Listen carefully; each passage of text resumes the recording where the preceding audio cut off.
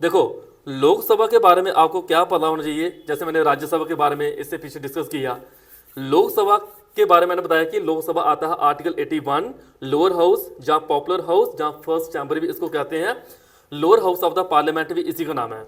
इसमें जो पीपल होते हैं वो क्या होते हैं, डायरेक्टली इलेक्टेड होते हैं। उसमें मैंने राज्यसभा में मैंने बोला था इनडायरेक्टली इलेक्टेड, इसमें जो होते हैं वो क्या होते हैं, डायरेक्टली इलेक्टेड, यानी कि हमारे द्वारा चुने हुए, हमारे द्वारा चुने हुए। तो इसमें जो सीट जो मैक्सिमम होती है, राज्यसभा में मैंने मैक्सिमम सीट बोली थी 250 मैक्सिमम, बट प्रेजेंट उसमें 243 थी, 233 और 12 में उसको डिवाइड करके रखा था। 12 वो जो होते थे नॉमिनेट करते थे प्रेसिडेंट, 233 जे होते थे इनडायरेक्टली इलेक्टेड। ठीक है, तो इसमें जो मैक्सिमम सीट जो स्ट्रेंथ है वो है 550। कितनी? 550। वट प्रेजेंट इसमें जो सीट है उसकी बात करें 543 सीट, जिसमें डिवाइड करके रखा है 530 और 13, 530 और 13। 530 जो है ये स्टेट के लिए है, और जो 13 है ये यूटी से निकल के आते हैं। कहाँ? यूटी। इसमें दो और भी होती थी जिसको अब एंग्लो इंडियन कहते हैं, बट आजकल उसको जे एंग्लो इंडियन जो सीटें हैं जो प्रेसिडेंट की परमिशन से जहां पे इनको मिलती थी, बट दो एंग्लो इंडियन की जो सीटें हैं इसको इस टाइम एबॉलिश कर दिया गया है, यानी कि ये अभी नहीं है। आज से अगर क्वेश्चन एग्जाम में आए कि एंग्लो इंडियन की सीट को एबॉलिश करने के लिए एक अमेंडमेंट हुआ था, वो अमेंडमेंट कौन सा था? अमेंडमेंट होता है जब कभी किसी चीज को हम इंप्लीमेंट करते हैं, जहां रिमूव करते हैं, तो वो अमेंडमेंट था 104 अमेंडमेंट 2019 का। 104 कॉन्स्टिट्यूशनल अमेंडमेंट 2019 का था, जिसके थ्रू एंग्लो इंडियन की सीट को क्या किया था? रिमूव। यानी कि इसमें आपको जो देखने को मिला वो डायरेक्टली इलेक्टेड देखने को मिले लोग। इलेक्शन की बात करें, अगर इलेक्शन की बात करें, मैं इसी के रिलेटेड अगर आपसे क्वेश्चन पूछ लूं कि इलेक्शन के लिए जो वोटिंग राइट है वो बताओ आर्टिकल कौन से में आता है? 326 में, 325 में, 324 में, 320 में, बताओ कौन से आर्टिकल में आता है? एक क्वेश्चन और, जो वोटिंग एज थी पहले 21 साल थी, आज के टाइम अगर बात करें वो 18 साल है। इसके लिए भी एक अमेंडमेंट हुआ था, 61 अमेंडमेंट 1988 एक्ट के थ्रू, लेकिन ये इंप्लीमेंट हुआ था 61 अमेंडमेंट यानी कि 1989 में इंप्लीमेंट हुआ था एक्ट, यानी कि आया कब? 88 में। उस टाइम आपसे पूछे कोई किसकी सरकार चल रही थी तो उस टाइम जो पीएम थे वो थे राजीव गांधी पीएम थे। तो यानी कि ये चीजें आपने याद रखनी है एग्जाम के लिए। तो जैसे कि राज्यसभा में मैंने बताया कि उसमें सीट जो एससी एसटी के लिए वो रिजर्व नहीं होती है, बट जहां पे लोकसभा में एससी एसटी के लिए सीट क्या रहती है? रिजर्व रहती हैं। तो कितनी कितनी होती हैं, कभी टाइम मिले तो याद रखनी है। और इसमें जो कार्यकाल होता है वो होता है 5 साल के लिए। 5 साल से जो कार्यकाल इंक्रीज कर सकते हैं, इनका टेनर इंक्रीज कर सकते हैं या डिक्रीज कर सकते हैं। इसके लिए भी एक अमेंडमेंट हुआ था, वो अमेंडमेंट था 42nd अमेंडमेंट 1976 हुआ था, जिसके थ्रू हम इसको इंक्रीज डिक्रीज कर सकते हैं, अमेंडमेंट हुआ था। ठीक है, और Lok Sabha can be dissolve. Rajya Sabha के लिए बोला वो डिसॉल्व नहीं हो सकती, बट लोकसभा डिसॉल्व हो सकती है, तभी तो मैंने बोला कि इंक्रीज या डिक्रीज हो सकती है सीटें। तो क्वालिफिकेशन की बात करें लोकसभा के लिए, विधानसभा के लिए मैंने बताया आपको क्या इनकी qualification, must be the citizen. ठीक है, बैंकरप्सी नहीं होनी चाहिए, इंसॉल्वेंसी नहीं होनी चाहिए। एज की बात करें 25 साल, लोकसभा की कितनी? 25, उसके लिए कितनी? 30, और प्रेसिडेंट के लिए कितनी? 35, वाइस प्रेसिडेंट के लिए कितनी? 35। जी एज भी याद रखनी है, एग्जाम में बन जाता है। कहता है कभी कभी इनके मेंबर को हम डिस्क्वालीफाई कर सकते हैं। जो डिस्क्वालीफाई वाला पॉइंट है जो आर्टिकल नंबर 102 में लिखा गया है, आर्टिकल 102 में लिखा गया डिस्क्वालिफिकेशन। डिस्क्वालिफिकेशन होती है दो तरीके से, एक रिगार्डिंग क्वालिफिकेशन, सपोज करो मेरी क्वालिफिकेशन है लेकिन मैं क्या हूं? दिमाग से ठीक नहीं हूं, तो तब प्रेसिडेंट और इलेक्शन कमीशन ऑफ इंडिया दोनों आपस में मिलके इसको हटाने का काम करेंगे, इसके मेंबर को लोकसभा के। दूसरा पॉइंट है, अगर कोई जीतने के बाद अपनी पार्टी को चेंज करता है, कोई बीजेपी का है वो कांग्रेस में चले जाता है, कांग्रेस का वो बीजेपी में आने की कोशिश करता है, तब भी इसको जो हटाने का काम करेंगे वो वहां पे उस टाइम प्रेसिडेंट या इलेक्शन कमीशन ऑफ इंडिया नहीं उसको हटाएगा, तब उसको हटाने का काम करेंगे लोकसभा के स्पीकर करेंगे ये काम। क्लियर? यानी कि लोकसभा में जो हेड बॉडी है, जो चेयरमैन है वो कौन है? स्पीकर। और राज्यसभा के कोई पूछे चेयरमैन कौन होते हैं? वाइस प्रेसिडेंट होते हैं चेयरमैन। कौन? वाइस प्रेसिडेंट होते हैं चेयरमैन। तो ये चीजें आपने ध्यान रखनी है।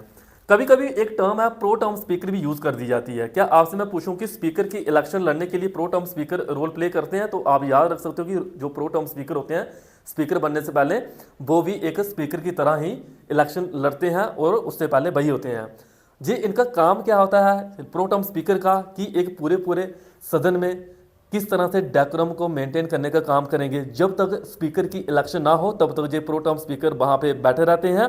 जब ये ऐसा स्पीकर वहाँ पे इलेक्शन लड़के जीत जाते हैं तो इन्हीं को स्पीकर बोलते हैं हम।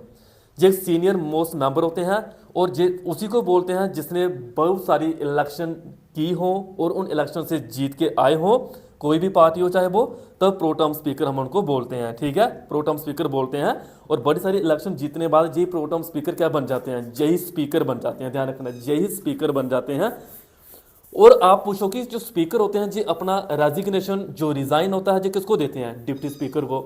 आप बोलो डिप्टी स्पीकर जो होते हैं जी अपना रेजिग्नेशन जो रिजाइन होता है जी किसको देते हैं, जी स्पीकर को। स्पीकर डिप्टी स्पीकर को और डिप्टी स्पीकर स्पीकर को अपना रेजिग्नेशन लेटर देते हैं। इन दोनों में से कोई एक भी एब्सेंट हो तो वो उसकी जगह पे बैठ सकता है। ठीक है, और ये उसकी पोस्ट पे तब तक बैठा रहेगा जब तक दूसरी कोई गवर्नमेंट ना आ जाए जहां कोई एब्सेंट है। ठीक है, जहां किसी को हटा दिया गया हो। स्पीकर कभी वोट नहीं करता है।